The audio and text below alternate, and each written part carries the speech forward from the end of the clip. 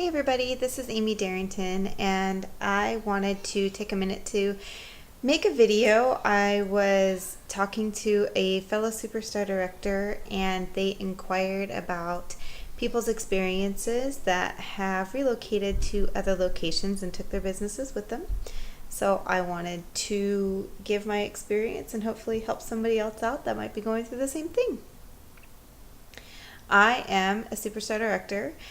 I started my business in January 2009, and I at that time lived in Boise, Idaho, which is the headquarter area for Scentsy. I built my entire business there, all the way up to superstar director.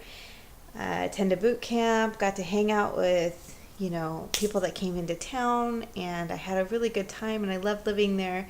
But in December 2012, my husband accepted a position with the Department of Defense for the Navy in Washington State. And so in June 2013, I relocated to the western half of Washington in a little town called Poulsbo, Washington. And it was very nerve-wracking, and it was scary, and there was a lot of what ifs, and I wasn't sure how it was going to work, but I just knew that we had to do what we had to do. And I wanted to offer a few tips and suggestions and just my experience in relocating. The first thing that I did when I moved here, just right off the bat, is I decided to get out into my community.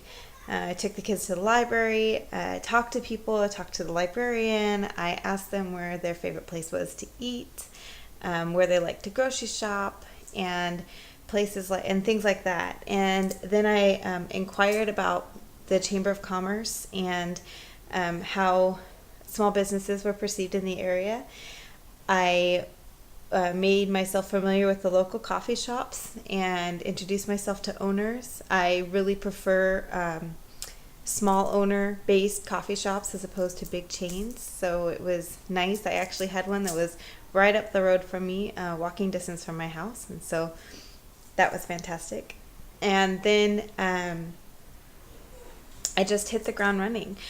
When I moved here, there was another superstar director that was living here that has since retired.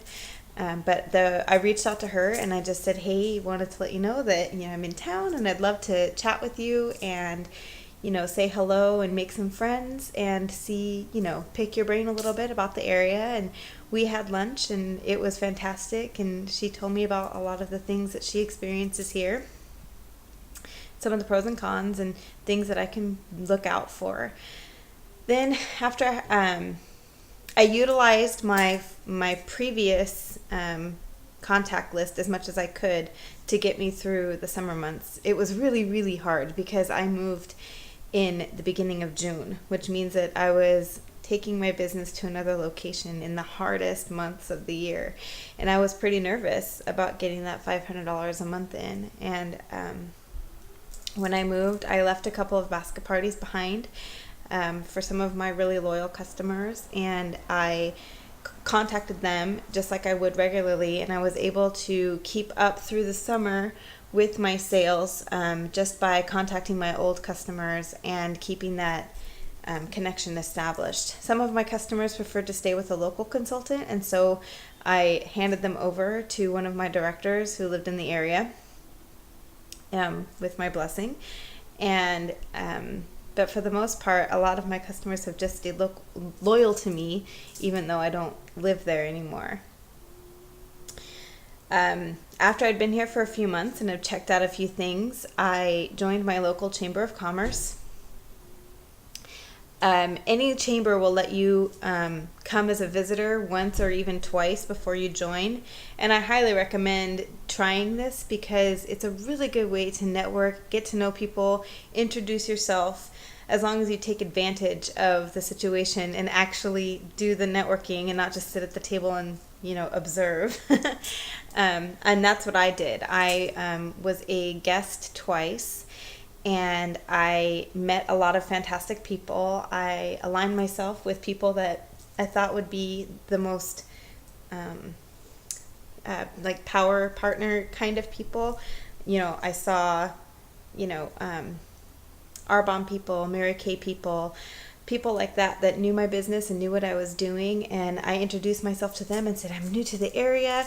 I was wondering, how you guys conduct your business, what's going on. I got to know them, and they introduced me to some other people that invited me to other networking events and stuff like that. And I took advantage of any opportunity that I could to put myself out there in the community. I volunteered with the chamber at one of their events that they were doing locally, and I volunteered my time with them, which they really appreciated, and it kind of gave them an idea of the kind of person that I was going to be in the community. And I was invited to some other cool networking things. I got invited to a couple of makeup parties and stuff like that, and I just put myself out there. Always conducted myself in sort of a business sense whenever I went anywhere. Sometimes joining a local chamber isn't feasible. Either, it's not affordable or they don't have one. So in those situations, I would just suggest making sure that you're putting yourself out there and talking to businesses and conducting yourself like a businesswoman from day one, or man, sorry, from day one, the day you get there. What would the CEO of Google do if they had to relocate? What would the CEO of any company do if they had to start from the ground up again? They wouldn't sit around and wait for people to come to them. They wouldn't post on Craigslist. They would be out there talking to people. And that's, what you need to do. You need to, I asked the local coffee shop if I was able to put a warmer and some flyers up, and they happily obliged. I decided, I usually do all of my mailings at home. And I decided to, just for a little bit of time, go into the post office to do my mailings so that I could get to know the post office and get to know those people, which paid off because one of the gentlemen, that it didn't take him long for him to recognize me as the Scentsy lady as soon as I walked in, and we were always able to strike up conversation, and he always asks me for samples. He never buys anything from me, but I love that connection that I created with him, and we always have that fun relationship when I go into the post office. They allowed me to put flyers up on their bulletin boards. I went and asked a few other businesses if they'd like a loaner warmer. And the chamber kept a warmer up for me for a little bit, and they have been very obliging to me. I was invited to a networking group in October.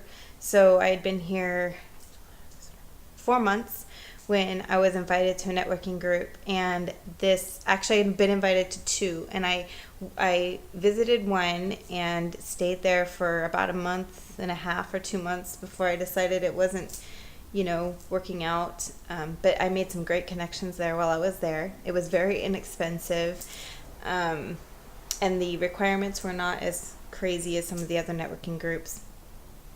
And then I was invited to another that I decided to ultimately join. And networking groups can be fantastic if you do them the right way. And I think that when you're trying to get yourself really well established in an area, they are worth their weight in gold. As soon as I joined one, it was a financial commitment, it is a time commitment, and I did have to make some adjustments to make sure that I was, able to accommodate the requests of the group. But doing so allowed me to just immerse myself in the community in ways that I could have never done otherwise. I made friends with the Scentsy consultants around here. I contacted them. I asked them to go have coffee. Every time there was an event or, the fair or anything like that, I would stop by and say hello and just introduce myself and just be that person that is a welcome and positive part of the community. When you see volunteer opportunities, take them. If you can, afford to sponsor something small, I mean, I don't recommend going big gangbusters, but, if you can sponsor a small ad in I did, I think, a dance program or something like that. It wasn't very much, but I was able to get my name into something that was going to be seen by a lot of members of the community. And just once you start making friends, don't be afraid to ask. Say, hey, I'm getting myself established in this area and I could really use some parties. Do you think that you could host a party for me? And I haven't been told no yet. This area was just waiting for me. I think there's been such a positive response to me being here, and there was definitely room for me here. So I think that the biggest thing that I can suggest to you is to just not be afraid and to go out there. Or if you are afraid, that's okay, but do it scared. It's okay to be afraid, but you just do it anyway. And the more you do it, the easier it gets and the more fun it is. And before you know it, you are right back where you were before, or even better.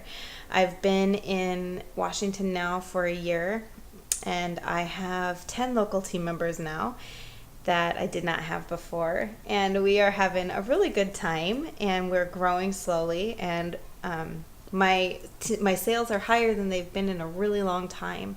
And I think a lot of it just has to do with that recharged, it's almost new again. It's almost like a brand new business when you get a chance to start fresh and new. And, I get to start my records over and do it the right way. And I get to start my customer service over and do it the right way. And I also love being the person in town that's made myself sticky, that people remember. For my excellent customer service and for my ability to help them with things that aren't necessarily Scentsy related. I've collected business cards. I have business cards for hordes of people. And when I'm talking to my customers and they mention something that they need, I can say, "Ooh, I know somebody." And I can get them a card and say, "Here you go. Go talk to this person." And doing that makes me a resource to them. I also, as soon as my kids started school, I made sure that the schools knew what I did and what I was available for. I could do fundraising, and I could, do office parties, and I can do, all kinds of stuff. When it was time to do, teacher appreciation or anything like that, I would bring in Velada, with a little display, and just make myself that person that, is memorable, and, always putting a professional, positive face forward in the community. Make sure you have your decal in the back of your car. Make sure you carry stuff with you at all times. I have a little box in my car. It has catalogs, it has samples, it has light bulbs, it has, a dozen bars, it has a plug-in warmer. It just has things, because you just never know. A pouch party. You just never know when you're going to run into somebody that needs something, and you being there and being that person. I can't even tell you how many times people would come up to my car and say, "What is this Sensei?" They always call it Sensei. "What is this? I don't even know what it is." And so, it's a perfect opportunity to hand a product sheet or a showcase brochure or catalogs out to people and say, I always put Post-it notes on the back of the things that I give. This was a suggestion that I learned from another Superstar director, Brittany Clapp, and it's been fantastic, and I love it. So I put Post-it notes on the back of everything I hand out, whether it's a sample or a catalog or anything. And when I hand that over, I ask them to put their email address on that Post-it note for me so that I can send them my monthly specials. And they always do, and so it's helped me to be able to grow my customer base. And as long as I take good care of them, they take good care of me. So the bottom line is, I didn't want this to be too long, but what I wanted to share with you guys is relocating to a new area can be very scary. I'm not going to lie. I was scared, and I think anybody that moves would be. But it's not, it doesn't have to be that super scary thing. It can be a wonderful experience, and it actually can be a great opportunity to start over in a community.